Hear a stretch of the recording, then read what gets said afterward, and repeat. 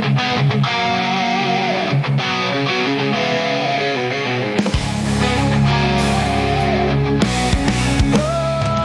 timur hingga barat kita bersatu, semangat membara melangkah maju. Saat ini fans Indonesia pastinya masih berat menerima kenyataan saat Sintayong dipecat dari kursi jabatan sebagai pelatih timnas. Sesuatu yang sangat masuk akal jika melihat kerja keras serta dedikasi yang diberikan oleh Sintayong selama ini. Namun lambat laun, kita harus cepat move on dari Sintayong karena perjuangan Indonesia dengan pelatih baru tetap akan berlanjut. Soal sukses atau tidaknya biarkan PSSI yang bertanggung jawab, karena semua berawal dari mereka yang nekat memberhentikan Sintayong di tengah jalan. Soal keputusan besar ini akhirnya mendapatkan banyak sorotan dari media, terutama media-media luar negeri. Tak hanya media, sebagai sahabat, Moyasu juga ikut prihatin dengan nasib yang dialami oleh Sintayong. Dan untuk itu, inilah cerita di balik keputusan besar PSSI setelah mengakhiri kerjasama dengan Sintayong. Tak ada yang ragu, keringat mengalir, kerja keras terbayar, kita tim juara, dunia pun tergetar. Langkah kita satu tak terbendung, sorak-sorai menggema di setiap sudut ruang. Bendera berkibar, langit jadi saksi, inilah saatnya kita raih mimpi. Kemenangan sempurna, teriakan menggema, semangat juara membakar jiwa. Kemenangan sempurna, dunia bersorak. Ya, tahun ini dapat dikatakan sebagai era baru bagi timnas Indonesia. Era baru yang dimaksud adalah karena kursi pelatih yang sebelumnya diduduki oleh Sintayong akan segera berpindah, dan kemungkinan berpindah ke Patrick Kluivert. Perpindahan yang pastinya sangat mengejutkan, karena jika dibandingkan dengan Sintayong, pengalaman Kluivert masih terbilang kurang. Bahkan saat menjadi pelatih, Kluivert lebih sering gagal dibandingkan berhasil. Namun sebagai fans timnas, kita tetap harus memberikan dukungan, dan semoga kegagalan yang sebelumnya dialami Kluivert tidak terjadi di timnas Indonesia. Kita raih mimpi, kemenangan sempurna, teriakan menggema, semangat juara membakar jiwa. Kemenangan sempurna, dunia bersorak, inilah waktunya kita buktikan. Ini menurut kabar dari Fabrizio Romano, Kluivert akan datang ke Indonesia untuk segera menandatangani kontrak. Sosok asal Belanda tersebut akan dikontrak selama 2 tahun dengan opsi perpanjangan. Itu artinya, selama sisa babak kualifikasi Piala Dunia, Patrick Kluivert yang akan memimpin, termasuk laga melawan Bahrain pada bulan Maret mendatang. Bahrain sendiri adalah tim yang pernah memberikan memori kelam untuk Kluivert. Itu terjadi ketika dirinya masih menangani timnas Curaçao. Waktu itu, Curaçao di bawah kendali Kluivert kalah telak dengan skor 4-0.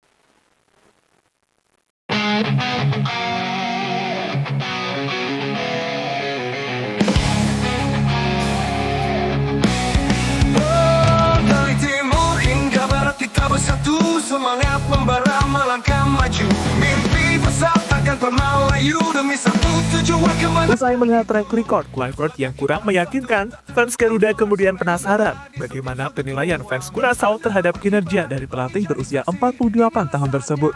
Rasa penasaran itu akhirnya langsung terjawab. Di mana menurut salah satu fanbase sepak bola Curaçao, Kluivert pernah memimpin 6 pertandingan bersama tim Curaçao. Tapi 6 laga itu cuma 1 kali meraih kemenangan, 4 kekalahan dan sisanya imbang. Sorak, inilah waktunya kita buktikan semua. Wow, wow, wow, wow. Hey, hey, hey. Di setiap langkah kita melaju bersama mimpi, tak ada yang Taktik dan formasi Kluivert bocor di media. bayar, kita tim juara, dunia pun tergetar. Meski backgroundnya kurang meyakinkan, namun sebagai fans Garuda, kita tetap harus percaya kepada Patrick Kluivert. Lagian mantan pemain Barcelona itu juga belum mulai bekerja bersama timnas, sehingga kita belum bisa menilai. Dibanding mempermasalahkan track recordnya, tampaknya lebih menarik membahas tentang strategi apa yang akan digunakan oleh Kluivert. Berdasarkan sumber dari Transfermarkt, Kluivert lebih sering memakai formasi 4-2-3-1.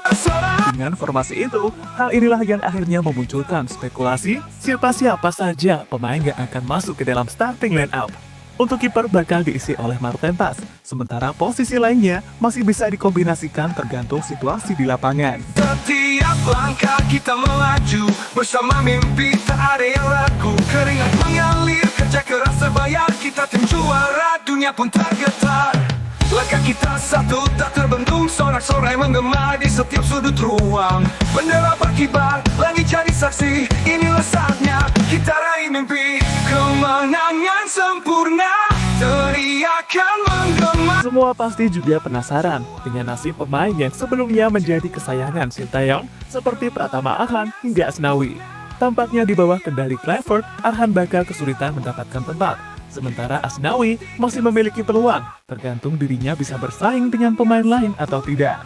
Dunia bersinar, cahaya juara takkan pernah putar. Kemenangan sempurna, kita legenda. Inilah waktunya, nama kita tercipta. Moriyasu sedih melihat nasib Sintayong. Sempurna. Kembali ke soal Sintayong. Usai dirinya diberhentikan oleh PSSI, hal ini akhirnya mendapatkan simpati dari Hajime Moriyasu. Pelatih timnas Jepang itu adalah rival sekaligus sahabat dari Sintayong. Sebagai sosok yang sering bertemu Sintayong, Moriyasu menilai jika STY adalah seorang pelatih yang hebat dan membantu perkembangan sepak bola Indonesia. Maju, mimpi. Saya sudah bicara dengan dia saat bertemu, dan menurut saya, dia pelatih yang sangat hebat. Dia membuahkan hasil di Korea, membawa tim ke Piala Dunia, dan punya pengalaman berkompetisi di panggung dunia. Langit jadi saksi. Tidak diragukan lagi, dia membantu mengembangkan sepak bola Indonesia dengan memperkuat tim. Dengan mengingat hal itu, saya menghormatinya dan mengatakan kepadanya bahwa apa yang dia lakukan luar biasa, kata Moriyasu dikutip dari GON. Dengan sempurna, dunia bersorak.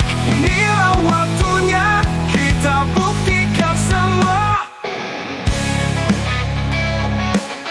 Wow, wow, wow, wow. Hey, hey, hey. Di setiap langkah kita melaju bersama mimpi. Langkah PSSI mendapatkan sorotan media dunia. Keras terbayar, kita tim juara. Seperti yang dikatakan sebelumnya, keputusan PSSI dengan memecat Sintayong tentunya adalah keputusan yang sangat berani sekaligus memiliki resiko yang sangat besar. Hal inilah yang membuat media-media luar negeri kaget dengan apa yang dilakukan oleh PSSI di bawah kepemimpinan Erick Thohir. Salah satu sosok yang kaget dengan langkah PSSI itu adalah jurnalis asal Italia, yakni Slavoj Valahi. Jurnalis itu akhirnya kembali teringat soal keputusan yang sebelumnya pernah dilakukan oleh Erick Thohir.